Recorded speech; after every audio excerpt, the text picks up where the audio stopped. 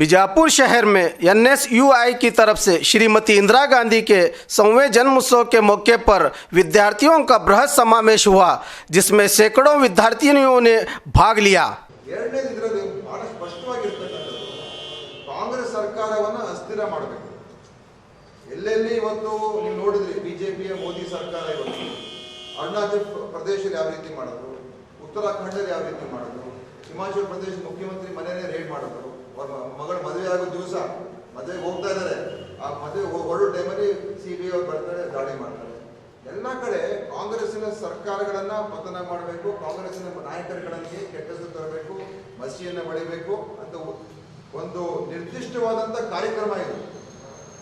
ಇದೆಲ್ಲ ದುರುಪಯೋಗ ಪಡಿಸ್ಕೊಂಡು CBI, ED, income tax ಎಲ್ಲ ದುರುಪಯೋಗ ಪಡಿಸ್ಕೊಂಡು ಇವತ್ತು ಕಾಂಗ್ರೆಸ್ ಮುಕ್ತ ಭಾರತ ಅಜೆಂಡಾ ಇದೆಲ್ಲ ಅವರು ದೊಡ್ಡ ಅಜೆಂಡಾ ಅವರು ಕಾಂಗ್ರೆಸ್ಸನ್ನು ನಿರ್ನಾಮ ಮಾಡಬೇಕು, ಕಾಂಗ್ರೆಸ್ಸನ್ನು ಮುಗಿಸ್ಬೇಕು. ಆ ಒಂದು ಅಜೆಂಡಾ ಮೇಲೆ ಇವತ್ತು ಇಂಥ ಕೆಟ್ಟ ರಾಜಕಾರಣ ಮೋದಿ ಸರ್ಕಾರ ಮತ್ತು ಇವತ್ತು ಯಡಿಯೂರಪ್ಪನವರು ಮಾಡ್ತಕ್ಕಂಥ ಪ್ರಯತ್ನ ಈಗಾಗಲೇ ಅದಕ್ಕೆ ಛೀಮಾರಿ ಸುಪ್ರೀಂ ಕೋರ್ಟ್ ಕೂಡ ಉತ್ತರಾಖಂಡಲ್ಲಿ ಹಾಕೋದು. ಜಿಲ್ಲಾ ಕಾಂಗ್ರೆಸ್ ಸಮಿತಿ ವಿಜಯಪುರ ಜಿಲ್ಲೆ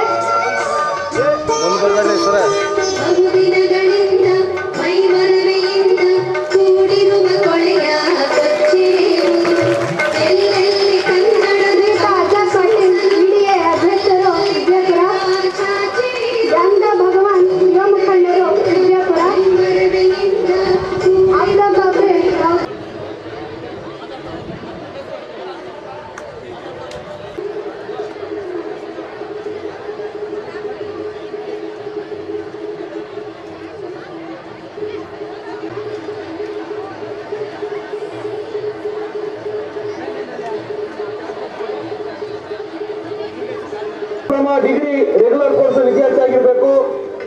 ಮತ್ತೆ ಯಾವುದೇ ವಿದ್ಯಾರ್ಥಿನಿಯರ ಒಂದು ಸಮಾವೇಶ ಒಂದು ಅಪರೂಪಕ್ಕೆ ಆಗುವಂಥದ್ದು. ಯಾಕೆಂದ್ರೆ NSUI ಕಾರ್ಯಕ್ರಮಗಳಾಗಲಿ ಅಥವಾ ಯಾವುದೇ ಒಂದು ವಿದ್ಯಾರ್ಥಿಯ ಕಾರ್ಯಕ್ರಮ ಮಾಡಿದಾಗ ಎಲ್ಲರನ್ನು ಕೂಡ ಸೇರ್ಸ್ ಮಾಡ್ತಾರೆ. ಅದರಲ್ಲಿ ಹುಡುಗರು ಹುಡುಗಿಯರು ಇಬ್ರು ಕೂಡ ಇದ್ದು ಮಾಡ್ತಕ್ಕಂಥದ್ದು ಆಗ್ತದೆ. ಆದರೆ ಇವತ್ತು ವಿಶೇಷವಾಗಿ ನಮ್ಮ ಮಂಜುನಾಥ್ ಗೌಡ ಅವರು ಮತ್ತು ಅವರೆಲ್ಲ ಸಂಘಟಕರೆಲ್ಲರೂ ಸೇರಿ ನಾವು ವಿದ್ಯಾರ್ಥಿನಿಯರ ಒಂದು ಕಾರ್ಯಕ್ರಮವನ್ನು ಮಾಡಬೇಕು. ಯಾಕೆಂತ ಹೇಳಿದ್ರೆ ನಮ್ಮ NSUI ಕಾರ್ಯಕ್ರಮಗಳ ಬಗ್ಗೆ ಮತ್ತು ಕಾಂಗ್ರೆಸ್ ಪಕ್ಷ ಯಾವ ರೀತಿಯಾಗಿ ಈ ಒಂದು ದೇಶದ ಒಂದು ಬೆಳವಣಿಗೆಯಲ್ಲಿ ದೊಡ್ಡ ಪಾತ್ರವನ್ನು ವಹಿಸಿ ಯುವಕರ ಮತ್ತು ಮಹಿಳೆಯರ ಸಬಲೀಕರಣಕ್ಕೆ ಎಷ್ಟೆಷ್ಟು ದೊಡ್ಡ ದೊಡ್ಡ ಕಾರ್ಯಕ್ರಮಗಳು ಕಾಂಗ್ರೆಸ್ ಪಕ್ಷ ಕೊಟ್ಟಿದೆ ಅಂತ ಹೇಳಿ ಅವ್ರಿಗೆ ವಿಶೇಷವಾಗಿ ಹೇಳ್ತಕ್ಕಂಥದ್ದು ಆಗಬೇಕು ಅಂತ ಅವರು ಬಹಳ ದೊಡ್ಡ ಉದ್ದೇಶ ಇಟ್ಕೊಂಡು ಮಾಡಿದ್ದಾರೆ. ಇವತ್ತು ವಿದ್ಯಾರ್ಥಿಯ ಸಂಘಟನೆ ಬಹಳ ಒಂದು ಅತ್ಯಂತ ಒಂದು ಅದರಲ್ಲಿ ಸೃಜನಶೀಲತೆ ಮತ್ತು ಚಲನಶೀಲತೆ ಇರ್ತಕ್ಕಂಥ ಒಂದು ಸಂಘಟನೆ ಮತ್ತು ಹೊಸ ಹೊಸ ಚಿಂತನೆ ಇರ್ತಕ್ಕಂಥ ಒಂದು ಸಂಘಟನೆ. ವಿದ್ಯಾರ್ಥಿ ಅಂತ ಹೇಳಿದಾಗ ಆ ಒಂದು ಮನಸ್ಸಿನಲ್ಲಿ ಮುಕ್ತವಾದಂಥ ಮನಸ್ಸಿರ್ತದೆ, ಎಲ್ಲವನ್ನು ಕೂಡ ಪ್ರಶ್ನೆ ಮಾಡ್ತಕ್ಕಂಥ ಮನಸ್ಸಿರ್ತದೆ ಮತ್ತು ಏನನ್ನು ಕೂಡ ಏನು ಕೇಳ್ತೀರಾ ಅದು ನೆಮ್ಮದಿಯಾಗಿರ್ತಕ್ಕಂಥ ಅಭಿಪ್ರಾಯಗಳನ್ನು ರೂಪಿಸ್ತಕ್ಕಂಥದ್ದಾಗ್ತದೆ. ಅದು ಪ್ರತಿಯೊಬ್ಬ ವಿದ್ಯಾರ್ಥಿ ಇರಲೇಬೇಕಾಗಿರ್ತಕ್ಕಂಥ ಅಂಶ. ನಾವು ಎಲ್ಲವನ್ನು ಕೂಡ ಪ್ರಶ್ನೆ ಮಾಡಬೇಕು, ಯಾವುದು ಸರಿ ಯಾವುದು ತಪ್ಪು ಅಂತ ನಮಗೆ ತಿಳ್ಕೊಳ್ತಕ್ಕಂಥ ಪ್ರಯತ್ನ ಮಾಡಬೇಕು ಮತ್ತು ನಮ್ಮದೇ ಆಗಿರ್ತಕ್ಕಂಥ ತೀರ್ಮಾನವನ್ನ ಮಾಡ್ತಕ್ಕಂಥ ಕೆಲಸನ ಮಾಡ್ಕೋಬೇಕು. ಇವತ್ತು ನಾವು ವಿದ್ಯಾರ್ಥಿಗಳಂತ ಹೇಳಿದ ತಕ್ಷಣ ನಮ್ದು ಕೇವಲ ಓದ್ಕೋಬೇಕು, ಮಾರ್ಕ್ಸ್ ತಗೋಬೇಕು ಅಂತ ಅಷ್ಟಕ್ಕೆ ಮಾತ್ರ ಸೀಮಿತ ಆಗಬಾರ್ದು. ಇವತ್ತು ಒಂದು ದೇಶದ ಬೆಳವಣಿಗೆ, ದೇಶ ಕಟ್ತಕ್ಕಂಥ ಕೆಲಸ ಏನಿದೆ ಅದರಲ್ಲಿ ಬಹಳ ಪ್ರಮುಖ ಪಾತ್ರವನ್ನು ವಹಿಸ್ತಕ್ಕಂಥವ್ರು ಮುಂದೆ ನೀವೇ ಆಗ್ತೀರಾ. ನೀವು ಸರಿಯಾದ ರೀತಿಯಲ್ಲಿ ತಯಾರಾದ್ರೆ, ನೀವು ಜಾಗೃತರಾದ್ರೆ, ನೀವು ಎಲ್ಲ ವಿಷಯಗಳನ್ನು ಅರ್ಥೈಸಿಕೊಂಡು ದೇಶವನ್ನು ಕಟ್ತಕ್ಕಂಥ ಕೆಲಸ ಇರ್ಬೋದು. ದೇಶದ ಮುಂದೆ ಇರ್ತಕ್ಕಂಥ ಅನೇಕ ಸವಾಲುಗಳಿಗೆ, ಅದು ರಾಜಕೀಯವಾಗಿರ್ತಕ್ಕ ಸವಾಲಾಗಿರ್ಬೋದು, ಸಾಮಾಜಿಕವಾಗಿ ಸವಾಲಾಗಿರ್ಬೋದು, ಆರ್ಥಿಕವಾಗಿ ಸವಾಲಾಗಿರ್ಬೋದು, ಅದ್ರ ಬಗ್ಗೆ ತಮ್ಮದೇ ಆಗಿರ್ತಕ್ಕಂಥ ಆ ಒಂದು ಕೆಲಸದಲ್ಲಿ ನಿಮ್ದೇ ಒಂದು ಸ್ಪಷ್ಟವಾದಂಥ ಅಭಿಪ್ರಾಯ ಮತ್ತು ಒಳ್ಳೆಯ ಅಭಿಪ್ರಾಯಗಳನ್ನು ಮೂಡಿಸ್ತಕ್ಕಂಥದ್ದು ಕೂಡ ಬಹಳ ಮುಖ್ಯ. ಬಿಜಾಪುರ ಶಿಫ್ಟ್ ಕಿತ್ತೂರು ಚೆನ್ನಮ್ಮ ಮಕ್ಕಳೇ, ನಮ್ಮ ದೇಶ ವಿವಿಧತೆಯಲ್ಲೂ ಅನೇಕತೆಯಲ್ಲೂ ಏಕತೆಯನ್ನ ಮೆರೆದಂತ ದೇಶ. ನಮ್ಮ ದೇಶದಲ್ಲಿ ಎಷ್ಟು ಭಾಷೆಗಳಿದಾವೆ ಗೊತ್ತಾ ನಿಮ್ಗೆ? ಯಾರಿಗಾದ್ರೂ ಎಷ್ಟು ಜಾತಿ ಇದೆ ಅಂತ ಯಾರಿಗಾದ್ರೂ ಗೊತ್ತಾ? ಎಷ್ಟೋ ಭಾಷೆ, ಎಷ್ಟೋ ಜಾತಿ ಇದ್ರೂ ಕೂಡ ಇವತ್ತು ಒಂದೇ ಒಂದೇ ಅಂದ ತಕ್ಷಣ ನೀವೆಲ್ಲ ಏನಂತೀರಿ? ಮಾತ್ರಂ ಅಂತೀರಾ. ಇದು ಯಾರ ಕೊಡುಗೆ?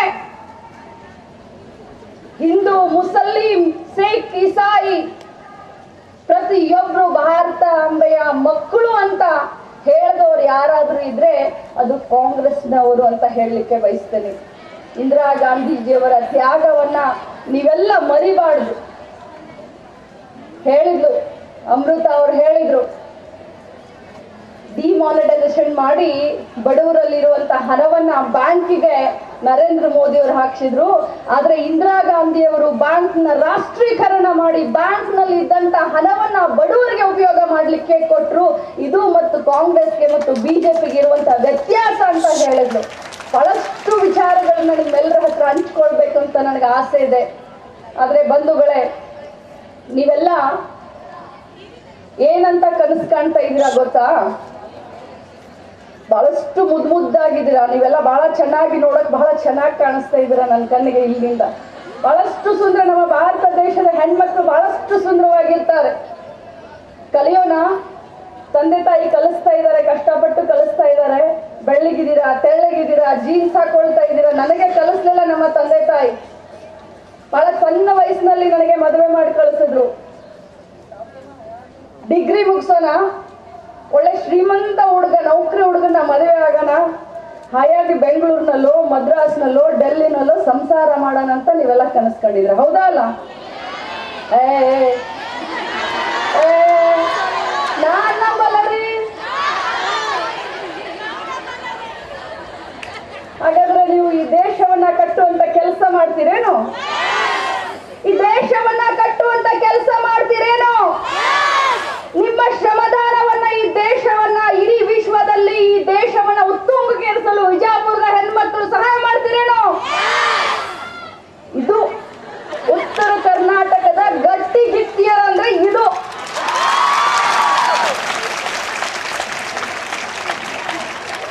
ಇವತ್ತು मैं बहुत बहुत बधाई देना चाहूंगी NSUI की स्टेट कमेटी को और उनकी पूरी टीम को. I didn't understand Manjunath completely, पर उसके जोर से मुझे ये दिखा कि वो वुमेन एम्पावरमेंट को एक्नॉलेज कर रहा है. Is it right? अच्छा लगता है कि जब कोई पुरुष महिला सशक्तिकरण की बात करता है. आज हम उपस्थित हैं एक ट्रिब्यूट देने के लिए फॉर्मर प्राइम मिनिस्टर ने श्रीमती इंदिरा गांधी जी को, जो कि अपने आप में एक बहुत बड़ा उदाहरण है महिला सशक्तिकरण का. NSUI एक ऐसा स्टूडेंट ऑर्गेनाइजेशन है जिसकी शुरुआत 1971 में हुई, जो भी आपने देखा, और इसकी शुरुआत का अगर किसी को श्रेय जाता है तो सिर्फ और सिर्फ श्रीमती इंदिरा गांधी जी को जाता है. और मुझे गर्व है कि मैं NSUI की एक छोटी सी कार्यकर्ता हूँ. में रहे, पढ़े और आगे बढ़े. और आज क्योंकि हम इस कन्वेंशन में हैं, हमें याद करना चाहिए इंदिरा जी के उन कार्यक्रमों को जिन्होंने इस देश को ताकत दी, चाहे वो उनकी फॉरेन पॉलिसी हो, इकोनॉमिक पॉलिसीज हो. जब तक लोगों ने राजनीति भी नहीं समझी थी, आजकल इस देश में कुछ नए लोग केंद्र में आ गए हैं जो एक सर्जिकल स्ट्राइक करते हैं और उसका ढिंडोरा न जाने कितना पीटते हैं, बड़ी बड़ी पब्लिक मीटिंग्स करते हैं. और एक हमारी आदरणीय श्रीमती इंदिरा गांधी जी थी जिन्होंने इमरजेंस ऑफ बांग्लादेश लेकर आए. लेकिन आज क्या हो रहा है? आज कुछ भी नहीं कर रहे हैं, लेकिन बड़ी बड़ी मार्केटिंग कर रहे हैं. अभी यही बात कर रही थी मैं दिनेश जी कि आप कुछ भी बेच सकते हो, कुछ भी बेच सकते हो, आप इंसान भी बेच सकते हो. इतना खतरनाक ये जमाना हो गया. जब तक पैकेज खुलेगा तब तक तो 5 साल में निकल जाएंगे. लेकिन जब इलेक्शन आए तो ऐसा प्रस्तुत करो मॉडल, जैसे ये दुनिया को कुछ भी बोले उसको सिर्फ मान नहीं लेना, उसको असेस करो. रिसर्च करो कि जो बोल रहा है वो सही बोल रहा है या गलत बोल रहा है। आज एक बहुत थिन लाइन है ट्रू और फॉल्स के बीच में। आपको उस थिन लाइन को ब्लर नहीं होने देना, आपने उसको और समझना है ताकि कोई आप लोगों को झूठ बोलकर आपको भ्रमित नहीं करे, आपको भटकाए नहीं। एक इस दौर में चल रहा है डीमोनेटाइजेशन। सब लड़कियां, सब महिलाएं, पिताजी, भाई या पति, या अगर खुद वर्किंग है तो खुद भी 5,000 रुपए में से 3,000 रुपए खर्च कर लेती थी, 500,000 रुपए फिर भी रख लेती थी। अलग से गुल्लक बना रखी थी, नहीं बना रखी थी कि ये सेव रहेगा, कभी भी मेरी बेटी को काम आ सकता है, कभी बेटे को काम आ सकता है। उन महिलाओं की गुल्लक को भी काला धन बोल दिया, सबकी गुल्लकें तोड़ दी, सबको बैंक में जाकर भागना पड़ा कि अगर इस गुल्लक को घर में रखा जो न जाने कितने साल से जमा कर रहे हैं तो ब्लैक मनी हो जाएगा। Do you even know the intention behind demonetization? And why I am saying this and how it relates to Indira ji, I will tell you. हमारे कंट्री में पिछले 2 साल में बैंक्स जो है पूरी तरह से बैंकरप्ट हो गए थे। अगर आप लोन लेने जाओ तो लोन नहीं मिल रहा था। बैंक्स वर बैंकरप्ट, कहते ना दिवालिया हो गया। अब बैंक बैंकरप्ट हो गए तो बैंकों में पैसा नहीं है, जिन लोगों ने लोन लिया है वो वापस नहीं कर पा रहे। क्यों नहीं कर पा रहे? क्योंकि कमा नहीं पा रहे। And if you don't earn you can't pay back to the bank. अब क्या किया जाए ऐसा कि बैंकों में पैसा है? नोटबंदी कर दो, सारे लोग अपना कैश बैंक में लेकर आएंगे। लोगों ने कैश बैंक में लाकर दिया, एक अच्छा सिटीजन होने का जिम्मेदारी भी निभाई, लेकिन जिस तरीके से डरा कर किया गया ये काम वो गलत है। अब बैंकों में पैसा आ गया, अब बैंक्स क्या करेंगे? आपको लोन देंगे? आपको लोन नहीं देंगे बैंक्स विजय माल्या को लोन देंगे, अडानी को लोन देंगे, अंबानी को लोन देंगे, आपको लोन नहीं देंगे। और किसका कर्जा माफ करेंगे? आपका जो पैसा आपने बैंक में डाला है उससे किसका लोन माफ करेंगे? स्टूडेंट एजुकेशन लोन माफ नहीं करेंगे, फार्मर लोन माफ नहीं करेंगे, लेकिन विजय माल्या का 1200 करोड़ माफ करेंगे। And that person is already absconding. He has to pay 9,000 crores to this country and still the government is waiving off their 1,200 crores.